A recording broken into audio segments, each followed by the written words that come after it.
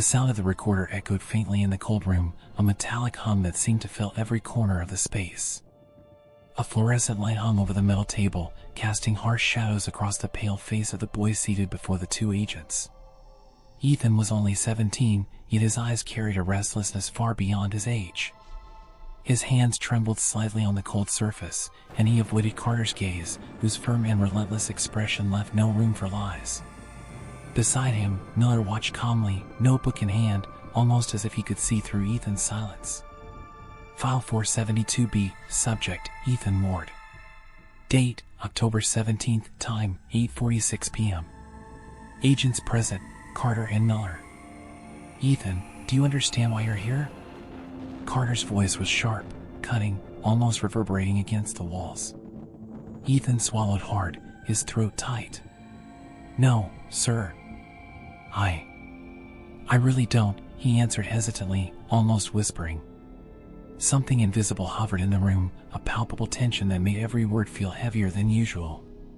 The boy didn't tremble only from fear of the agents, but from something else he didn't yet fully understand, a truth about to surface. Don't play games with me. You've been seen trespassing multiple times. The same place. The same abandoned house. Do you want to explain that? Carter tapped his pen on the table, a dry sound that cut through the silence. Ethan lowered his eyes and murmured, almost ashamed, "The house." Miller leaned forward, his voice soft, trying to create a thread of connection. Which house, Ethan? Say it out loud. Red Hollow Road, Ethan replied, not daring to meet either of their eyes. The name hung in the air like smoke. Carter narrowed his eyes, and Miller scribbled something in his notebook, the scratching sound echoing unnaturally in the silence. That house has been sealed for years. Everyone knows to stay away. But you went back. Repeatedly. Why? Carter pressed, firm, almost accusatory. Ethan drew a deep breath, trying to find courage. I wasn't doing anything wrong. I didn't break anything. I just needed to see it. Miller leaned slightly, eyes fixed on the boy. Why, Ethan? What does that house mean to you? Ethan hesitated, his voice trembling. I don't know. It's like it was calling me. Every time I got close, it felt familiar. Like I had been there before. The words floated in the air, heavy with a weight that seemed almost tangible. Carter's jaw tightened. Miller leaned back, watching, studying every gesture, every micro-expression, every breath. Calling you? Is that your excuse? People don't just wander into a federal crime scene because it feels familiar. What were you really looking for? Carter pressed, impatience clear in his voice. Ethan finally raised his eyes, meeting theirs with a mix of fear and determination. Answers. Answers to what? Miller asked softly, yet with an intensity that seemed to pierce the room. To know who I really am, Ethan murmured, almost a whisper, but firm. The silence thickened, almost suffocating. Each agent remained still, studying him. Time seemed to stretch, seconds dragging like shadows over the cold table. And what did you expect to find in there, Ethan? A note left behind? A clue waiting for you? Ghosts? Carter finally broke the silence, his voice icy and penetrating. Ethan drew a deep breath, his voice low but resolute. Maybe ghosts. But ghosts don't lie. In that instant, the air in the room shifted. Miller stopped writing. Carter studied him for a long moment, as if trying to see the essence of Ethan in a single glance. And behind the glass, on the other side of the observation mirror, even without a sound, the tension filled every shadow, every reflection, every contained breath in the room. You need to understand something, Ethan, Miller said finally, calm but weighted with seriousness. That house isn't just an abandoned property. It isn't forgotten. It isn't empty. It's a crime scene. An open wound we've been watching for 17 years. Ethan blinked, confused, unable to grasp the magnitude of the words. A crime scene? After all these years? Carter leaned slightly forward, the fluorescent light cutting his face into harsh shadows. Yes. And every time you stepped foot inside, you weren't just trespassing, you were walking straight back into your past. The room remained silent for a long moment after Carter's words. Ethan's breath came in shallow, quick bursts, as if the air itself had thickened. His eyes darted between the two agents, searching for some sign of jest, some indication that this was a cruel trick. But neither flinched. Neither smiled. The truth was there, cold and unforgiving. Miller placed a thin folder on the table, the paper rustling softly. "Ethan," he began, voice calm, deliberate. "Inside this folder are records, photographs, witness statements. Everything we have from 17 years ago. Everything about that house, and about your family." Ethan swallowed hard. His fingers tightened on the edge of the table. My family?" His voice barely rose above a whisper. "Yes," Carter interrupted, leaning forward, his shadow cutting across the table. "Your father, your mother, and your sister. The night the murders happened, you were there. But not like them. You survived." Ethan's hands flew to his mouth. "No, that's impossible," he choked. I don't remember." Miller reached across, almost gently, placing a hand on the folder. "You were a baby, Ethan. Barely a year old. Your sister, she was 13, she hid you in her closet. That's why you're here today." The words sank like stones. Ethan's mind reeled. A lifetime of questions, of missing pieces, began to form a jagged outline. She saved me?" His voice cracked. My sister." "She did," Miller said, voice steady, "but everything else, your father, killed your mother and your sister. There were no witnesses besides you. That house, it still holds their echoes." Ethan's eyes widened as Carter opened the folder, letting photographs spill slightly onto the table. Images of the house's interior, shattered furniture, dark symbols etched into the walls, ominous shadows caught in the flash of old crime scene photos. Ethan flinched at each one, as if the room itself were pressing against him. What happened to them?" Ethan whispered, his voice hollow. Why would my father?" Carter's tone was cold, almost detached. "We don't fully understand. Reports indicated your mother changed. People in the neighborhood heard voices coming from the house. Strange sounds, chanting, objects moving on their own. Witnesses described her as possessed." Ethan felt a chill run down his spine. "Possessed? No, that can't be. She was my mother." Miller's hand hovered over the photos. "The night of the killings, there was chaos. Your father disappeared after. We never found him. The investigators assumed he fled or vanished in the aftermath. The house has remained untouched since, sealed off from the world." Ethan's stomach turned.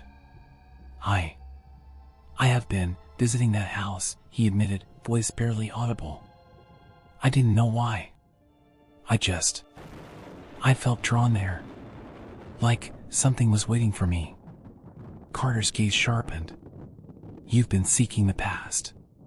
But the past doesn't always want to be found." He paused, letting the silence stretch. "You should know, Ethan, you are lucky to be alive. Not everyone gets a second chance." Ethan's hands shook. "Why me? Why did she, my mother, my father, why did it happen?" Miller's voice softened, almost a whisper, though his eyes never left Ethan. "Some things are too dark for us to fully understand. Evil finds its way into places it shouldn't. That night, it consumed your family. Only your sister's courage saved you. And now, you're here, confronting what remained." A long pause fell over the room. The fluorescent light hummed, casting hard shadows that seemed to creep along the walls. Ethan tried to breathe, tried to steady himself, but the weight of 17 years pressed down like a physical force. "You're not imagining it," Carter said finally. "That house, the deaths, the voices, they're real. And they are part of your past. Every visit, every step you took there, you were walking into your own history, Ethan. Your history." A history built on terror. Ethan's lips trembled. All these years, no one told me. I didn't even know. He pressed his head into his hands. I needed answers, and now, his voice trailed off into a hollow echo, swallowed by the cold room. Miller leaned back slightly, watching him, letting the silence speak where words could not. Now you know. And knowing, it changes everything. For a long, suffocating moment, the three of them sat in the room. Ethan's mind raced with fragments of memory he didn't remember, images he couldn't comprehend. The house, the tragedy, the baby he had been, the sister who saved him, all of it converged into a single, unbearable weight. Through the one-way glass, observers could see only the external calm, a young boy trembling, two agents watching, the harsh light illuminating every line of worry and fear. But beneath it, the air itself seemed thick with echoes of the past, whispering the story of a family torn apart, of innocence lost, and of a boy standing on the edge of truths too terrible to imagine. The room had grown heavier with each revelation. Ethan's hands were now pressed against the cold metal table, knuckles white, as if trying to anchor himself to something real.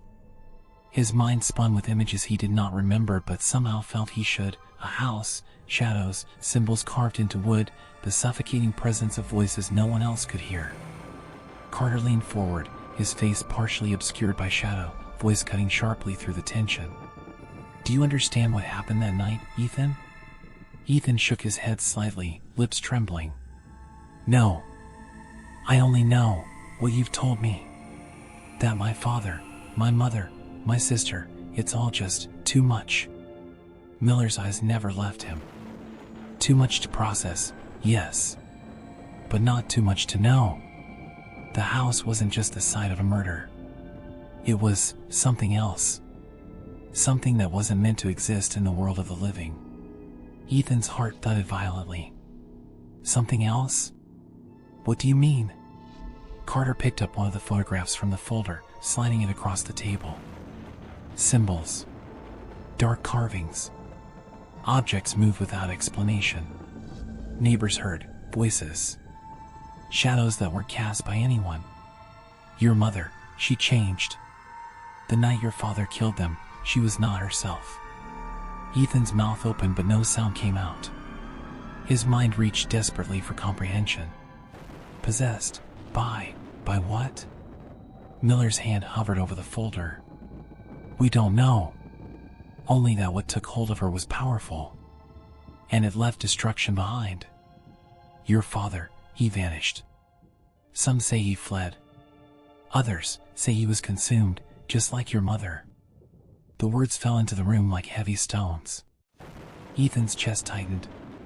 He felt trapped not just by the agents, but by the weight of history pressing in, unseen and unstoppable.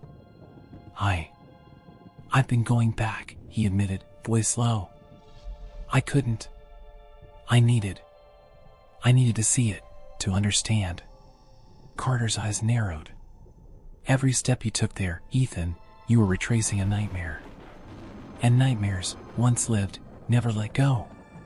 Ethan swallowed, trying to control the shaking in his hands. I thought maybe I could find a clue, something to tell me who I really am.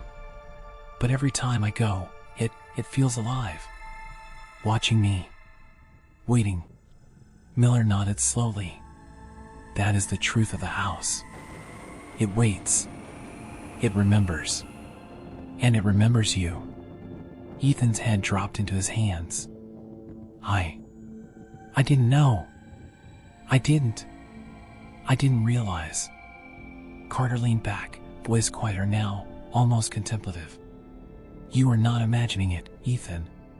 That house, that night, the destruction, it is part of your past.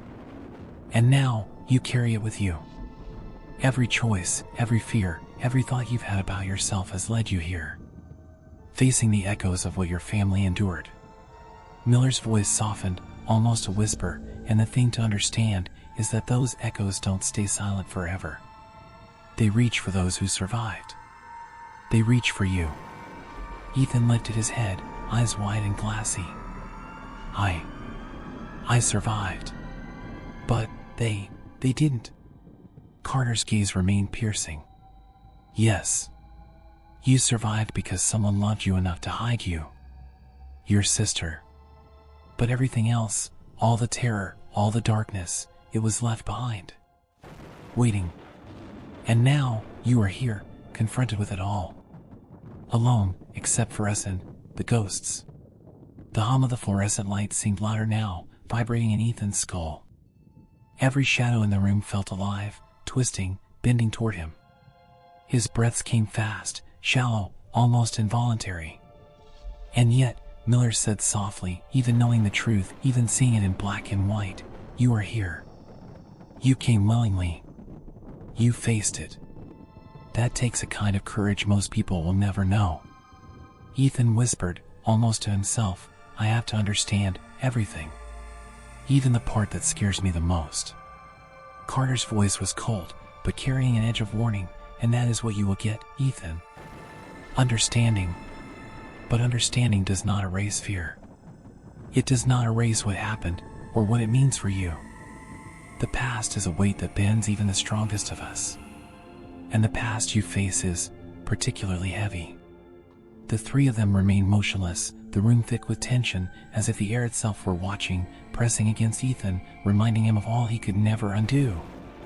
Outside the glass, observers could see only the boy hunched over the table, the agent silent, yet the space between them trembled with the unsaid, with the horrors that lingered just out of reach, waiting to unfold. The fluorescent light above hummed steadily, almost unbearably, as if marking each second of Ethan's growing awareness. He sat rigid, hands clenched on the cold metal table, trying to steady his mind. Every revelation from the past weighed heavily on him, but now another layer of reality pressed against his chest, his own choices, his own actions, and the consequences they might bring. Miller leaned slightly forward, calm and observant. Ethan, you've been visiting that house repeatedly. We know it. Security cameras, witness accounts. It's why you're here tonight. You were looking for something, weren't you? Ethan swallowed hard, eyes flicking to Carter before returning to the table. I just needed answers. I didn't. I wasn't trying to. Stop, Carter interrupted, his voice cutting sharply. We don't want excuses. We want truth. What exactly were you looking for? Ethan's lips trembled. I wanted to know my family. My real family. I had to. I had to see where they lived, what happened.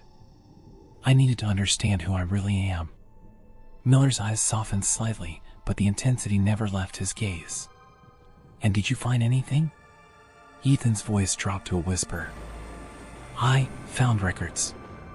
Old documents, newspaper clippings, some signs of what happened. But it's like the house is alive. Watching.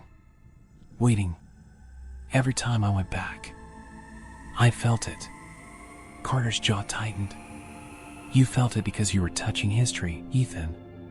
The house holds the remnants of tragedy. Not just walls, not just objects, but the echoes of that night. The same night your father killed your mother and sister. The night your sister saved you. You were walking into a memory too dark for most to survive. Ethan's eyes widened, his breath coming faster. I had to know. I couldn't just not go back. Even if it scared me, even if I felt haunted. Miller opened the folder again, letting the photographs and records spread across the table. Every visit, every step you took, you were tracing a path through terror. But you weren't just observing. You were engaging. Your curiosity, your need for understanding, it's natural. But it's dangerous. Ethan's hand shook as he reached for one of the photos, an image of the house in decay, shadows stretching unnaturally across the walls. It's like, it's still there. Even after all this time, it's still alive. Carter leaned back slightly, voice low, almost measured. It's not alive, Ethan. It's memory. It's history. And sometimes, the past leaves an imprint that refuses to fade. That imprint is heavy. And it clings to those who seek it out. Ethan swallowed, nodding slowly, the weight of comprehension settling on him.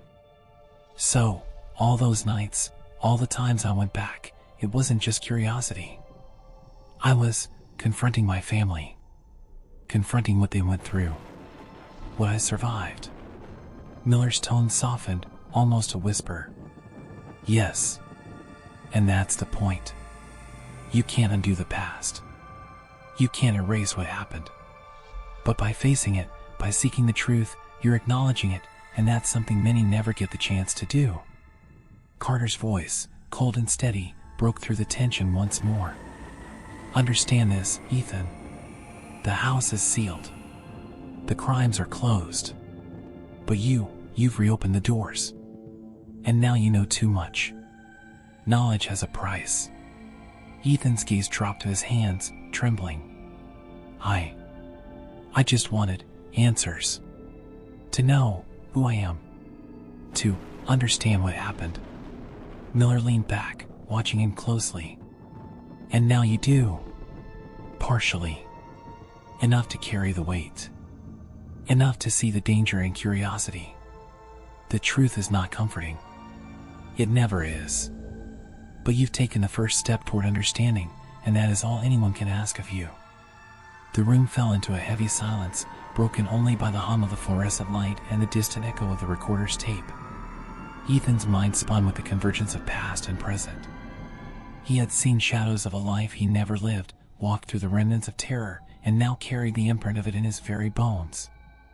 Through the one-way glass, observers could see the young boy's tension, the agent's measured calm, the stark fluorescent light reflecting off cold metal surfaces. But behind that glass, the unseen weight of history pressed down, a reminder that the past, no matter how deeply buried, never truly disappears. The session ended not with a grand conclusion, but with silence. The ticking of the clock on the sterile wall seemed louder now, marking the minutes of Ethan's unraveling. Carter closed the folder with finality, his eyes lingering on the boy one last time before rising from his chair. Miller offered Ethan a faint nod, a gesture of understanding, but no comfort. The door opened. The sound of the hallway beyond felt like a release of air, a reminder that the world outside this small room still existed. Ethan rose slowly, his legs trembling, and followed the agents out. They gave no promises, no reassurances, only the stark truth. He had faced the darkness of his past, and now it was his to carry. The ride home was a blur. City lights streaked across the car window, fractured into distorted patterns by the tears Ethan hadn't realized were there. He thought of the house, the echo of its decayed walls, the weight of what had happened inside. The memories that weren't his, yet belonged to him all the same. When he finally stepped into his quiet apartment, the silence pressed against him with almost unbearable weight. He dropped his jacket carelessly, the exhaustion of the night threatening to drag him under. But then, his eyes caught something unusual. The living room window, shattered. Glass fragments glittered faintly on the floor, sharp under the dim streetlights spilling in. And in the center of the room, on the wooden floor, lay a stone. Heavy, crude, jagged. Its presence was unnatural, deliberate. Ethan's chest tightened as he stepped closer. Carved into its surface, not with ink, but scratched deep into the stone itself, were two words. "Hello, son." His breath caught, his body frozen. For a moment, the world seemed to tilt, the silence screaming louder than any sound. The stone was not just an object, it was a message, a connection between past and present, between tragedy and something still unfinished. Ethan staggered back, eyes locked on the stone, his heart pounding in his ears. Questions tore at his mind. Was it his father? A cruel joke? Something else entirely? But no answer came. Only the weight of those two words, etched like scars across the surface of his life. The camera of the mind lingers on Ethan, standing in the dim room, his silhouette framed by the broken glass and the cold night beyond. His face pale, eyes wide with terror and disbelief, as the realization begins to settle, the past had never left. And it never would. The scene fades to black, leaving only silence.